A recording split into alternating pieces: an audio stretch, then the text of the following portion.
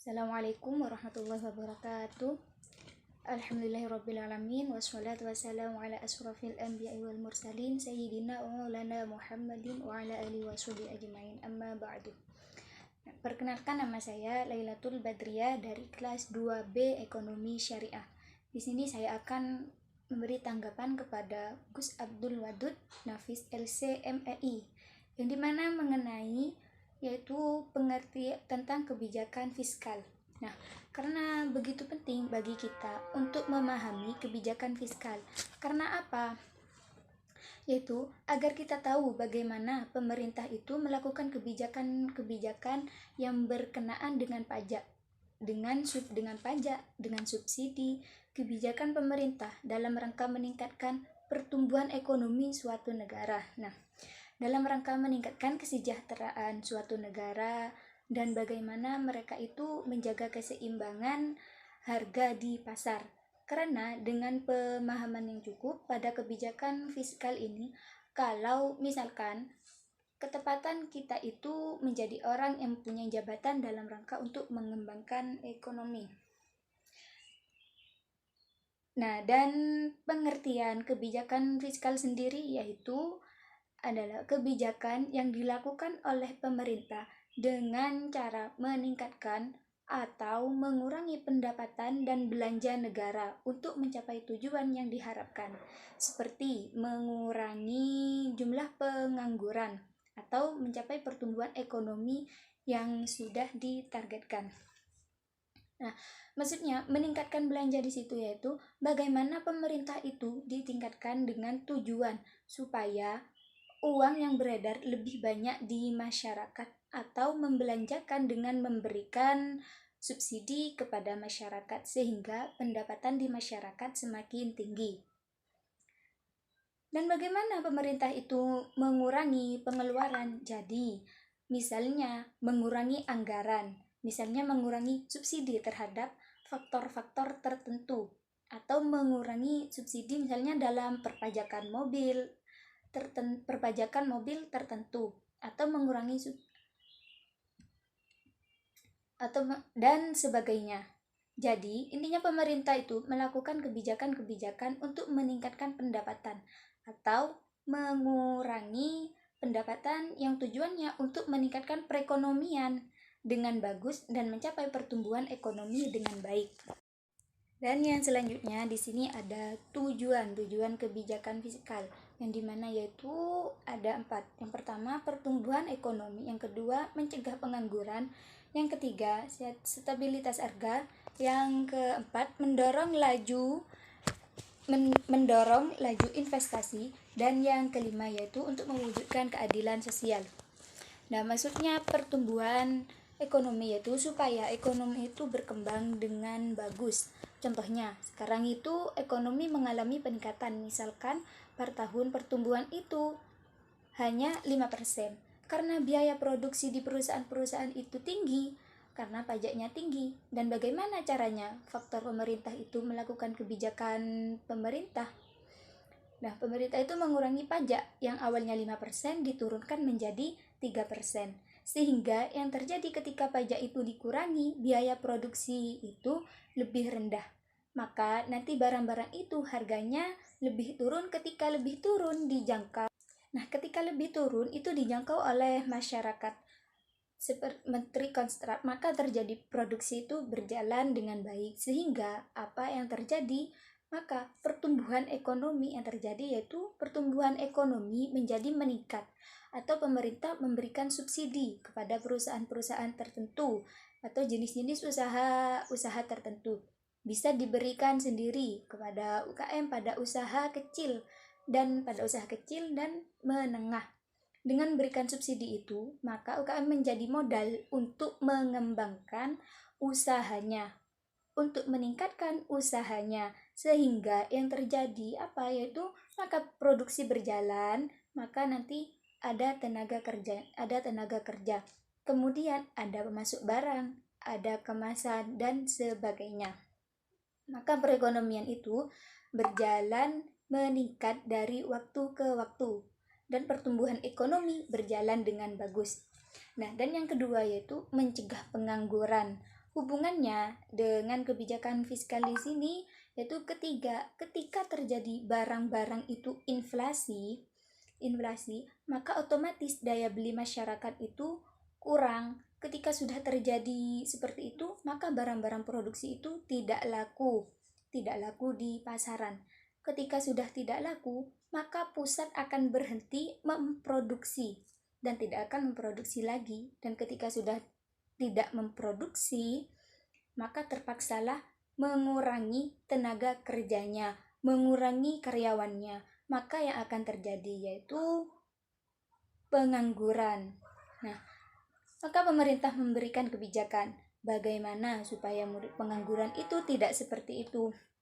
Misalnya pemerintah memberikan subsidi. Nah, pemerintah memberikan subsidi kepada pusat perusahaan tertentu untuk apa? Untuk biaya operasionalnya, atau mengurangi pajak kepada usaha-usaha tertentu untuk memenuhi operasionalnya, atau bahkan menghapus pajak semua, yaitu sekali sampai 0%. Kalau sudah begitu, maka perusahaan-perusahaan akan bisa dia itu jual hasil produksi dengan harga murah di pasaran. Nah, maka akan menambah karyawan, bahkan perusahaan itu akan menginvestasikan perusahaan-perusahaan baru untuk satu usaha tertentu karena produksinya diterima di masyarakat. Dan ketika sudah dibuka lapangan kerja, maka tercegahlah yang namanya pengangguran. Nah, dan yang ketiga di sini yaitu stabilitas harga. Hubungannya yaitu ketika misalnya barang-barang ini sedikit, kemudian permintaan banyak. Karena orang banyak megang uang, maka otomatis barang-barang itu harganya tinggi. Nah, maka terjadilah kontraktif. Bagaimana uang itu kebijakan supaya banyak menarik ke pemerintah? Maka dengan cara menaikkan suku bunga, sehingga masyarakat itu lebih banyak uangnya ditabungkan dan tidak membeli suatu barang yang tidak penting. Begitupun jika terjadi deflasi, maka pemerintah melakukan langkah-langkah supaya uang itu lebih banyak beredar di masyarakat. Dan yang keempat yaitu mendorong laju inflasi. Ketika pemerintah mengurangi pajak dalam sektor tertentu, maka pengusaha-pengusaha itu akan tertarik untuk investasi dalam perusahaan tertentu. Nah, dan yang kelima di sini yaitu untuk mewujudkan keadilan sosial. Pemerintah akan memberikan pajak progresif. Nah, pajak progresif kepada pengusaha-pengusaha yang punya perusahaan besar, atau berikan pajak progresif kepada orang-orang yang memiliki mobil-mobil mewah, atau pemerintah bisa memberikan subsidi kepada orang yang pendapatannya itu rendah. Nah, dan bisa di bawah 1 juta atau 3 juta sehingga terjadi keadilan sosial. Yang punya pendapatan tinggi diambil pajak, dan yang punya pendapatan rendah atau tidak punya pendapatan itu diberikan subsidi. Dan selanjutnya yaitu jenis-jenisnya kebijakan fiskal. Yang pertama ada ekspansif dan yang kedua ada kontraksional. Ekspansif di sini bagaimana pemerintah itu banyak mengeluarkan uang di masyarakat dalam rangka untuk meningkatkan ekonomi. Misalnya pemerintah memberikan subsidi atau bantuan dalam hal-hal tertentu bagi masyarakat yang pendapatannya di bawah 1 juta. Dan yang kontraksional yaitu kebijakan-kebijakan pengetatan di mana pemerintah itu mengurangi uang yang beredar di masyarakat atau pemerintah meningkatkan pendapatan.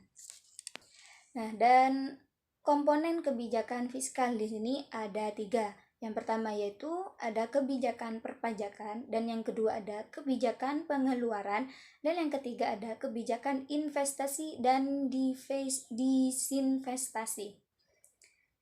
Yang pertama, kebijakan perpajakan, yaitu pajak yang dikenakan pada masyarakat dengan artian kalau pemerintah ingin mendapatkan pendapatan lebih tinggi, maka bersih pemerintah ingin mendapatkan pendapatan lebih tinggi, maka bersih pajaknya itu lebih tinggi atau jenis-jenis yang kena pajak itu lebih banyak. Dan yang kedua, ada kebijakan pengeluaran. Jadi, pemerintah akan mengatur tentang keuangan pemerintah, tentang volume, apa besar atau kecil ketika pemerintah itu pendapatan banyak dan ingin menggerakkan masyarakat, otomatis pemerintah akan berkeuntungan lebih banyak. Tapi ketika pendapatan kecil, maka pengeluaran itu lebih ketat, lebih sedikit. Dan yang ketiga, ada kebijakan investasi dan disinvestasi.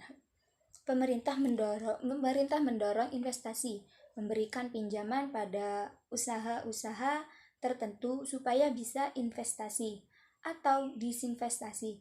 Pemerintah melihat ini tentu sudah polusinya sangat tinggi. Kebijakan-kebijakan bagaimana tertentu atau dalam usaha tertentu.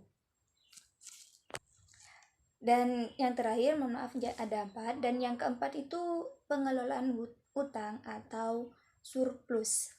Nah, kalau pendapatan pemerintah itu lebih tinggi dari belanja di surplus, maka pemerintah dengan mudah diakui mengalokasikan dana yang dimilikinya untuk kebutuhan-kebutuhan pemerintah dan untuk menggerakkan ekonomi, untuk menanggulangi pengangguran, untuk membuka lapangan kerja baru.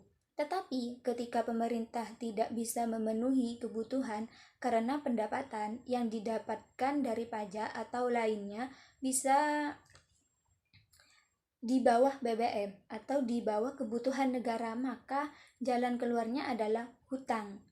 Baik hutang itu dengan menjual aset berharga, publikasi di dalam negeri atau pada investor asing, itu tidak boleh terjadi. Instrumen, yaitu selanjutnya ada instrumen kebijakan fiskal, di mana ada 6, yaitu pertama anggaran belanja seimbang, dan yang kedua ada pembiayaan fungsional, dan yang ketiga ada anggaran defisit atau kebijakan fiskal ekspansif.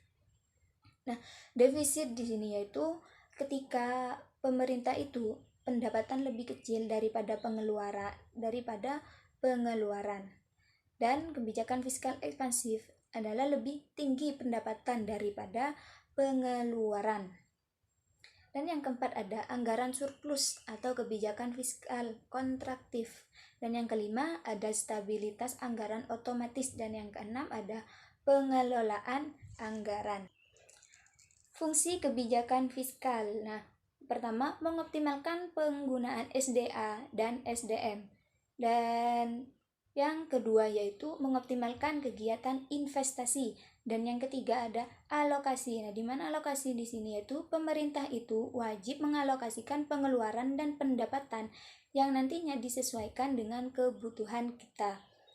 Dan yang keempat ada distribusi. Distribusi yaitu didistribusikan sesuai dengan sasaran. Dan yang kelima ada stabilisasi, yaitu untuk menstabilisasikan harga atau untuk menstabilkan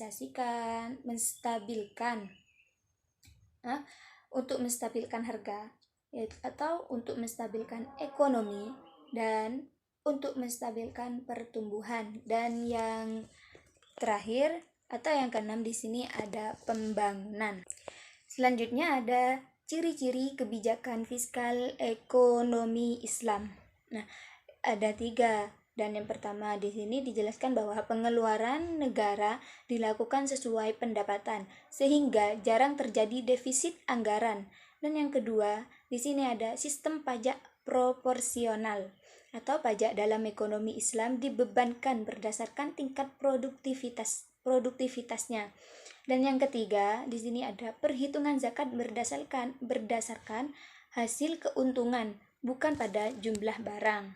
Dan juga ada fungsi kebijakan fiskal dalam ekonomi Islam. Di sini yang pertama ada bahwasannya ada 4, dan yang pertama yaitu memelihara terhadap hukum, keadilan, dan pertahanan. Dan kedua ada perumusan dan pelaksanaan terhadap kebaikan ekonomi. Yang ketiga di sini yaitu manajemen kekayaan pemerintah. Dan yang keempat, di sini ada intervensi ekonomi oleh pemerintah jika diperlukan. Dan di terakhir pembahasan yaitu ada instrumen kebijakan fiskal dalam ekonomi Islam, yang mana yaitu terdiri dari jizyah, ghanimah, zakat, kharaj, nawaib, dan yang terakhir ada amwal fahla. Dan yang dimaksud jizyah yaitu adalah pajak yang dibebankan kepada seorang muslim sebagai imbalan atau perlindungan. Dan ghanimah sendiri yaitu harta rampasan yang disebabkan oleh perang. Dan adalah harta rampasan tanpa melalui peperangan. Dan zakat di sini yaitu harta yang dikeluarkan karena dia sudah mempunyai harta sampai 1 nisab. Tadi yaitu harta rampasan tanpa melalui peperangan. Dan zakat sendiri adalah harta yang dikeluarkan karena dia sudah mempunyai harta sampai 1 nisab. Pengertian kharaj adalah pajak yang dikenakan kepada tanah di mana tanah itu hasil kekuasaan. Yang selanjutnya ada nawaib. Nawaib adalah pajak yang dibebankan kepada umat Islam di mana negara itu karena mempunyai kesulitan ekonomi. Dan yang terakhir atau yang ketujuh di sini ada amwal fahla, adalah harta-harta yang pemiliknya tidak ketemu. Mungkin cukup sekian tanggapan dari saya. Apabila ada salah kata dari awal sampai akhir, mohon maaf sebesar-besarnya. Assalamualaikum warahmatullahi wabarakatuh.